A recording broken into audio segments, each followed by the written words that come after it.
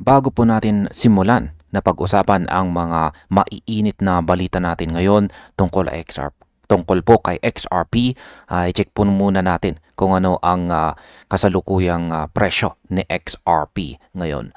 Siya na po ngayon ay naglalaro sa presyong $2.12. Yan, bumaba po siya ng 3.2% nitong nakalipas na 24 oras. At ayan, simulan po natin ang ating unang mainit na balita rito tungkol po kay Ginoong David Schwartz. Ayan, talaga bang inalis na ang XRP shorts ayon sa kanya? Ang naging post po ni David Schwartz dito, ayan po siya sa mga hindi pa nakakakilala sa kanya. Ayan, ayon po sa kanya ay tila isang simpleng biro, ngunit ang timing po nito ay mas mahalaga. Ayan, lumabas po ang mensahe niya bago pa umakyat sa XRP patungo sa $2.39 na siyang pinakamataas po niya mula pa noong November 2025. Sa market psychology, ang ganito pong timing ay bihirang binabaliwala, lalo na kung galing ito sa isang taong may malalim na koneksyon sa ecosystem. Kahit retirado na po siya bilang CTO, ang bawat salita po niya ay patuloy na sinusuri ng market. Para po sa maraming traders, ang ganitong kilos ay nagiging signal. Hindi dahil sa literal na kahulugan, kundi dahil sa epekto nito sa collective sentiment. Dito po sa interpretation ni The JWK Show, ayan, ang salitang shorts ay hindi lang biro, kundi simbolo ng matagal na pressure laban kay XRP.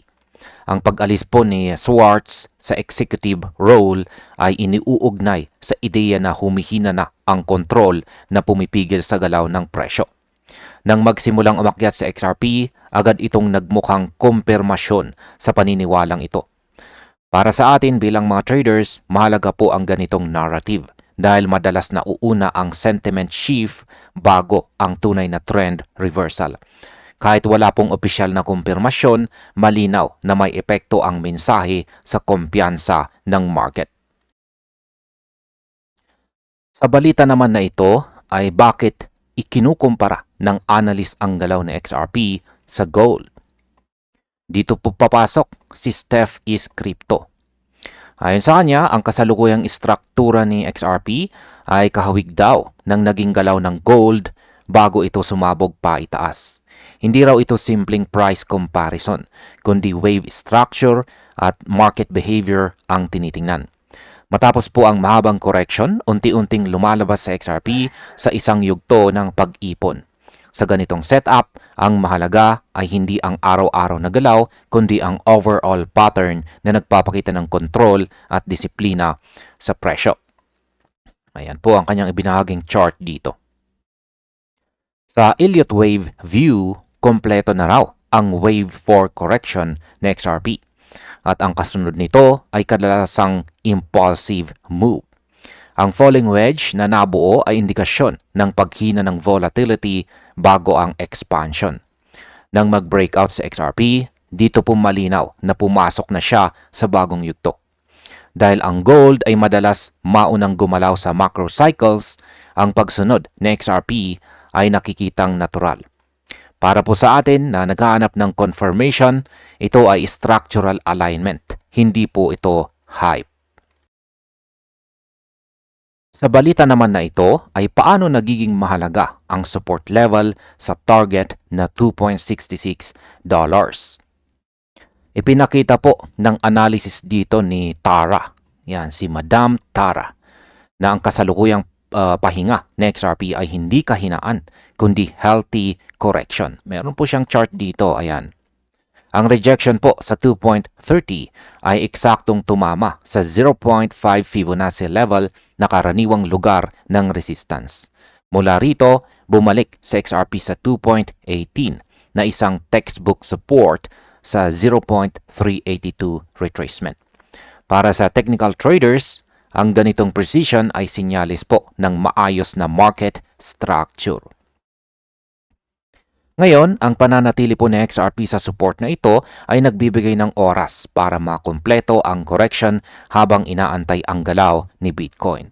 Kapag natapos po ang short-term correction ng BTC, madalas sumusunod ang altcoins. Ang target na 2.58 hanggang 2.66 ay nakabatay sa susunod na wave projection. Kapag naabot ito, nangangahulugan ng kumpletong 5 alon or 5 waves at posibleng simula ng panibagong impulsive trend. Ito po ang klase ng setup na hinahanap ng disiplinadong mga traders. Sa balitang ito ay pullback lang ba ito o simula na ang susunod na bullish leg? Yan ang ating aalamin sa balitang ito. Para po kay Cypress Dimanencore dito, ang kasalukuyang market ay kakaiba daw dahil ngayon lang nagkakaroon ng malinaw na regulatory backdrop. Ang mga nakaraang bull run ay puro speculation, ngunit ngayon may structural support na mula sa polisiya at saka macro conditions. Ito ay maaaring magbukas ng mas malaking capital inflow kaysa sa dati. Sa ganitong environment, ang galaw po na XRP ay hindi lang technical, kundi bahagi ng mas malawak na pagbabago sa sistema. Sa presyo, malinaw na mahalaga ang zone mula sa 2.27 hanggang 2.15 bilang linya ng depensa. Hanggat hawak ito, bukas po ang pinto patungo sa $2.52 at mas mataas pa.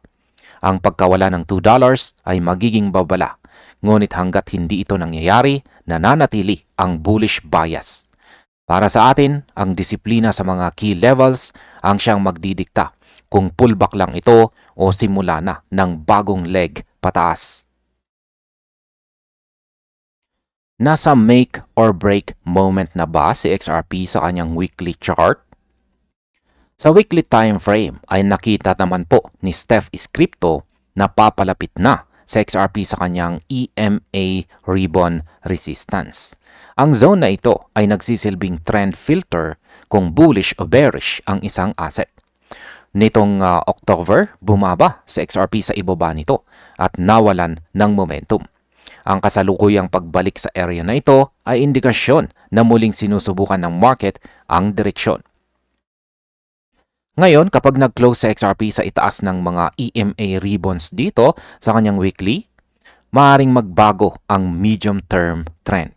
Kapag naman na-reject muli, maaaring magpatuloy ang consolidation. Ang kahalintulad nito noong 2017 ay nauwi sa mabilis na price acceleration matapos ang breakout. Hindi ito garantiya, ngunit nagbibigay ng historical context.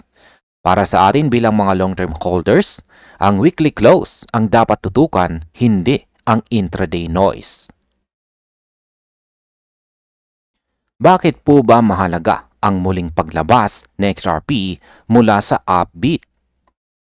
Ang pagbaba po ng mga XRP reserves sa upbeat ay muling napansin ng on-chain analyst. Kapag ang mga token ay inilalabas sa exchange, kadalasan ito ay sinyalis ng accumulation at saka long-term intent. Ibig sabihin, mas kaunti po ang supply na handang ibenta agad. Sa market mechanics, ang ganitong kilos ay pwede pong magpalakas ng future price moves kapag tumaas ang demand. Nitong November 2024, ang kaparehong galaw ay sinundan ng malakas na rally mula 0.50 hanggang 3.29. Hindi ito pangako ng pag-uulit, ngunit nagbibigay ng mahalagang reference. Kapag sinabayan ito ng regulatory progress at global liquidity, nagiging mas makabuluhan po ang signal.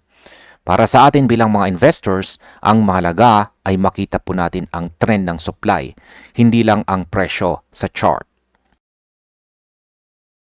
Ngayon, ay totoo bang pumapasok na ang big money kay XRP? Ayon naman po dito kay Coach JV, ang coverage ng CNBC ay indikasyon na ang mga institution ay seryosong tumitingin kay XRP. Hindi ito hype dahil naganap ito habang tahimik ang market. Ang inflows po sa XRP-related products ay nagpapakita ng strategic accumulation, hindi po emotional buying. Para sa mga malalaking pondo, ang ganitong timing ay madalas nauuna na makita ng mga retail ang tunay na galaw. Yan po siya, si Coach JV. Ayon naman sa payag ni John D. Agostino ng Coinbase, ay lalo pang nagpatibay sa ideya na hindi po umaalis ang institution sa volatility. Sa halip tinitingnan po nila ito bilang normal na bahagi ng cycle. Ang pag-usad ng regulation ay nagbibigay po ng kumpiyansa para magtayo ng position at infrastructure. Para po sa atin bilang mga investors, malinaw po ang mensahe. Ang pera ay gumagalaw kahit tahimik ang balita. Sa balitang ito ay ano naman ang ibig sabihin ng triple top setup ni XRP? Alamin po natin. Dito naman po papasok si Credible Crypto.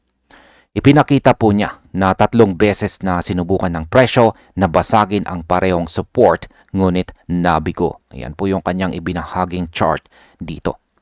Ang ganito pong triple top ay indikasyon na nauubos na ang mga sellers. Bawat bounce ay nagpapakita ng acceptance sa level na ito.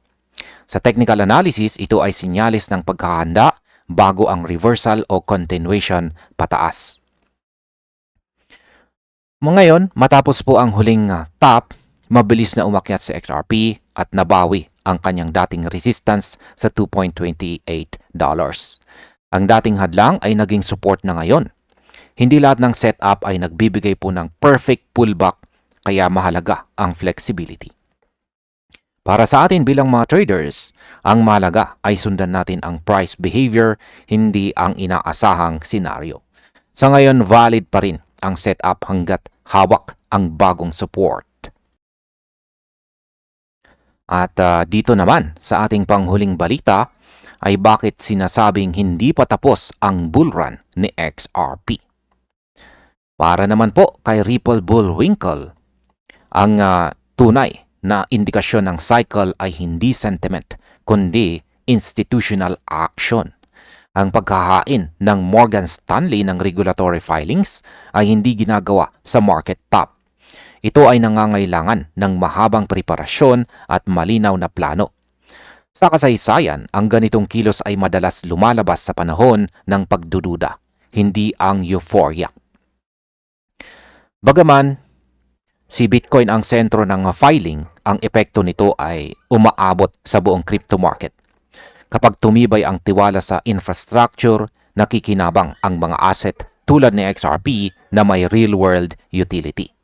Ang kasalukuyang katahimikan ay maaaring yugto ng redistribution bago ang mas malakas na galaw. Para sa atin bilang mga holders, ang mensahe ay malinaw na obserbahan ang capital flows at huwag magpadala sa ingay. Sa kabuuan, makikita natin na si XRP ay nasa yugto kung saan nagsasama-sama ang technical structure, institutional behavior at saka supply dynamics. Hindi ito panahon ng padalos-dalos na desisyon, kundi ng masusing pagmamasid at disiplina. Para sa akin, habang hawak ni XRP ang mahalagang level at patuloy ang tahimik na accumulation, mas may bigat ang bullish case kaysa takot. Sa crypto, ang market ay hindi sumisigaw bago gumalaw. Madalas ito ay bumubulong muna. At hanggang dito na lamang po tayo sa video na ito mga ka-crypto. Maraming salamat sa panunood. Panoorin na rin po ninyo ang suggested o recommended na sunod na video natin dito.